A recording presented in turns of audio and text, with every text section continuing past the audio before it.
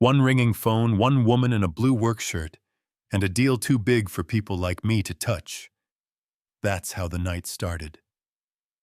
I was the ghost on the 42nd floor of Valion Dynamics in downtown Austin, moving my cart past glass walls and quiet desks, the city blinking outside like it forgot to go to sleep. Folks walk past a cleaner like the cart is the person. You know what I mean? But at midnight, the building finally tells the truth. The air hums, the lights buzz, and if something goes wrong, there's nobody left to pretend they didn't hear it. The CEO's office looked like a museum with a desk all walnut and soft leather, and I was wiping a coffee ring when the phone lit up, buzzed once, then rang loud like a stubborn doorbell. The number was long and foreign, plus 81 Japan, and I told myself, keep walking. Renee, mind your business, except it rang again. And again. Like somebody on the other end believed someone in this building still had a pulse. I've raised kids on a cleaner's paycheck, stretched soup, buried pride, and taken buses that stop running before your shift does, so yeah, I know when something matters. I picked up. Valion Dynamics night staff, I said, already regretting it. The man on the line stepped out of his patience so fast, I could hear the door slam behind him. This is Naoki Sato from Shibata Nexus in Tokyo. Where's your chief executive, or any responsible person, he said. Crisp English, no sugar. Sir, it's nearly midnight here, I said. I'm facilities. He didn't hang up. Good, he said, then listen. The final draft you sent added an evergreen renewal and a territorial lock across all Asia-Pacific, with penalties our board will never accept if this is not corrected by your morning. I pull out, it is already decided. My mouth went dry and my palms went damp at the same time. And I said the only honest thing I had, I'm not the person you were calling, but I hear you. I tucked the phone between my shoulder and my ear, slid a page from the stack on the desk, section 11.2, Renewal and Market Rights. And there it was, in black and bold lock-in, dressed up like partnership. The night before, I'd heard two suits cackling in the hallway. If we slip the lock-in now, they'll swallow it for the discount. Everyone swallows at the right price. Yeah, that happened. You're still there, Mr. Sato said, softer now. I said I can't speak for whoever pushed this. I clean floors, but I see why you're angry. Give me until morning and I'll put this in the right hands. Don't pull the plug in the dark. And he asked the question people like me get a lot. Why should I trust a stranger with a mop? And the answer came out before I could pretty it up, because I'm the only one who picked up. And you sound like a man who doesn't like being ignored. I know what that feels like. Until your sunrise, he said, and clicked off. I finished my route with a heartbeat that wouldn't slow down, sat in that big leather chair, and jumped back up like it bit me, wrote a sticky note dead center on the desk, so a man in a hurry would still have to touch it. Mr. Stratton, urgent client in Tokyo Sasas, 11.2 lock-in call immediately. And I added the number because details are where respect lives. Then the phone rang again. Same number. Was it predatory or careless, he asked, and there was a silence on my end, where a safer person would have lied then. I said somebody here got greedy and hoped you wouldn't notice until it was inked, that's all I can say. We noticed, he said, and hung up on that. Sunrise showed up like it always does, slow and sure, and at 6:58 the elevator sighed open, and out walked Grant Stratton, our suit-in-chief, with Marisol, his assistant, reading numbers off a tablet like scripture.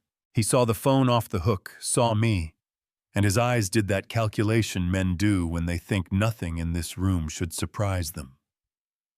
"Can I help you?" he asked, like the answer was no. I told him the truth with my badge still clipped low. I answered your phone. Tokyo says the latest draft added evergreen and APAC lock-in. Their board will never accept he's ready to walk if we don't fix it by morning. I told him you'd call first thing. The floor didn't open up and swallow me, but it thought about it. Was that in the last clean draft, he asked Marisol, and she scrolled fast. No, sir, not in the red line. We blessed, then froze Legal's VP, routed a late revision last night around final review. Grant's jaw ticked like a metronome. He pointed at the phone dial Tokyo. While it rang, he asked me what I told their guy we intended, and I said I told him you don't act like a man who likes losing good business, and that if he waited, you'd fix it. One ring, two, then Mr. Sato came on hard and awake, and Grant said the lock-in and evergreen should never have been introduced. We're removing them immediately. We stand by the term sheet you and I agreed to. And then he did something rare in a room like that. He apologized. You'll send a corrected draft within the hour, Mr. Sato said. And Grant said within the hour, and the call ended with a click that felt like 1,000 pounds sliding off the desk. Marisol vanished to wrangle legal, and Grant looked at me like the math had changed. Miss Parker.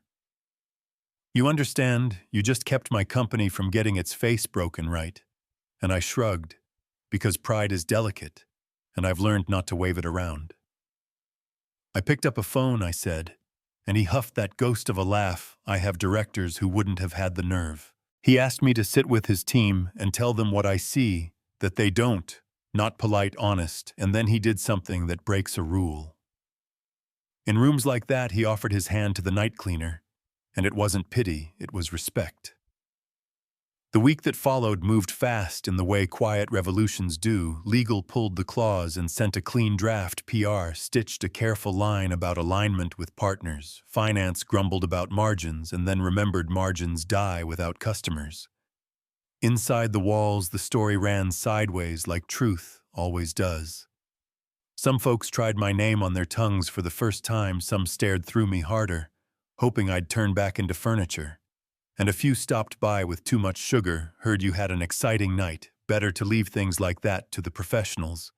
And I smiled without my eyes and said I did. That's why I returned it to the professionals by morning.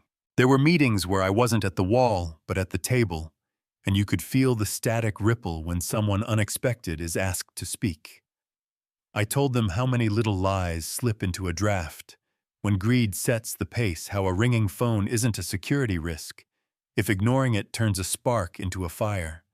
How respect isn't free, it's earned transaction by transaction.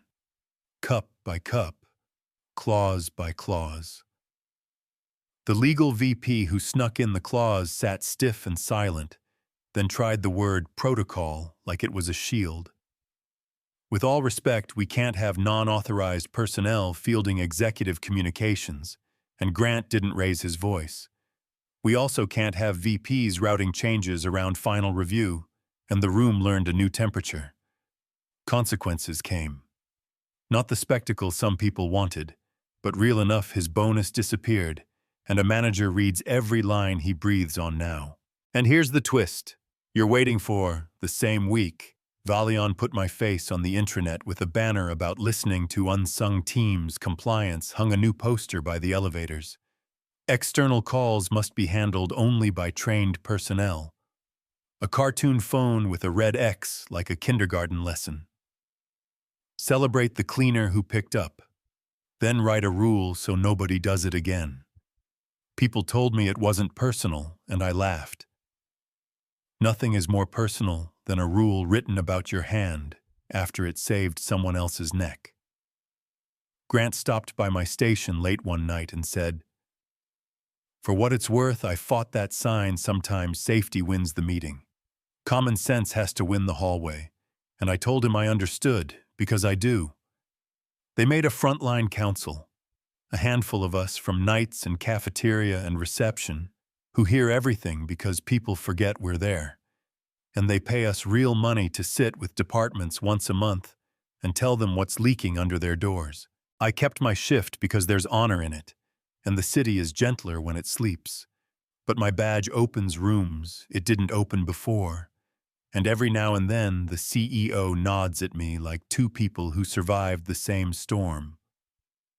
Did Valian do right by me? By Mr. Sato? By the folks who will never see their names on a door, some say yes, and point to the council and the stipend and the handshake, some say no, and point to the cartoon phone and the way a VP kept his job, and I won't referee for you. I'll tell you this, though. The phone inside me that used to ring with all the times I felt invisible is quieter now. And last Friday, I stood by the big window, watching the city shine like a jewelry case, and laughed at my granddaughter's text about Nana's council job and her school fundraiser, because sometimes a win is a clean clause, and sometimes it's a kid getting a second slice without counting change too hard. Titles don't keep deals together, actions do, listening does, picking up does, respect grows in the dark when you do what's right while nobody's clapping. If this story hit something in you, talk to me in the comments. Who was right and who was wrong? Should I have picked up that phone or followed the poster? What do companies owe the people who keep them from falling on their face? Recognition money, a seat at the table, all of it. And have you ever been the invisible person who had to save the day? Tell me where you're watching from, and tell me what justice looks like to you.